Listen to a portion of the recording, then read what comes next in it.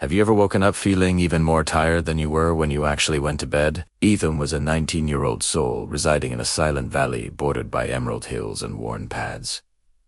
It was calm, unhurried, and very gentle. Yet within Ethan's chest, the world felt crushing, anxious, and utterly drained. Each dawn, as the golden sun flooded the town with radiance, Ethan still remained fatigued. He slumbered for endless hours.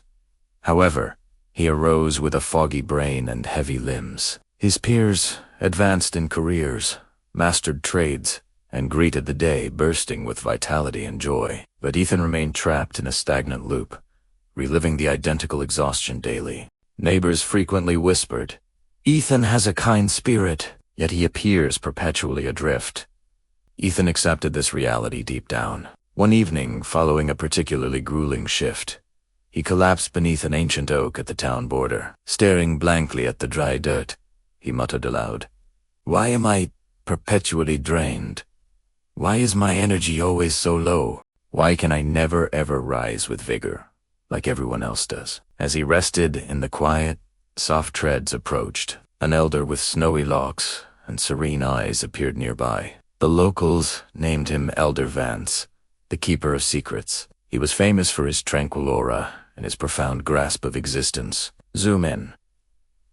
Old man's eyes, he gazed at Ethan and spoke softly. "Your gaze is youthful, yet your spirit bears the heavy burden of a dying, weary elder." Ethan glanced up, startled. "How can you perceive my internal state?" The sage settled next to him and answered, "When a soul is weary, its stillness screams louder than speech." Ethan felt a barrier shatter within. He felt recognized. He felt validated. He inhaled sharply and confessed, "Elder, I slumber for ages, yet I rise fatigued. I crave vitality. I wish to transform, but an invisible force halts me. Please, will you teach me?" Elder Vance grinned gently at him. "Child, you assume that rest provides fuel.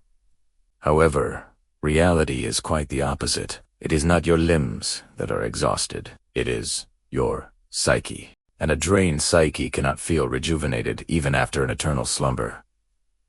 Ethan attended closely. His chest held a tiny flicker of optimism. Vance proceeded.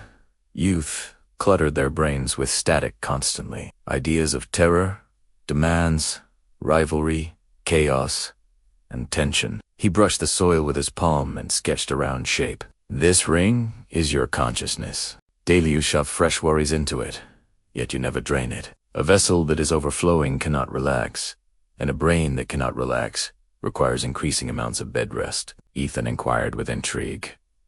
"Then what is the solution? How do I grant peace to my head?" The sage gazed at the clouds and stated, "Each evening before you retire, perform one basic ritual. Do it for merely 5 minutes. Sit solitary. No screens, no sound. Simply reflect quietly on your hours. Inscribe 3 specific points on a loose sheet." Ethan shifted closer, asking, "Which 3 points?" Vance replied, "Record exactly what you experienced today. Record what you discovered today, and record how you will refine tomorrow." Ethan questioned, "Will this genuinely transform me?" The elder grinned once more. "Child, this routine is not sorcery. It is mindfulness. When you pour your mental clutter onto parchment, your spirit becomes weightless. When your spirit becomes weightless, your rest becomes deep. When your rest becomes deep, you require less duration. And when you require less duration, you rise alert, potent, and bursting with vitality." Ethan felt his vision blur with tears. Nobody had ever deconstructed existence for him with such precision.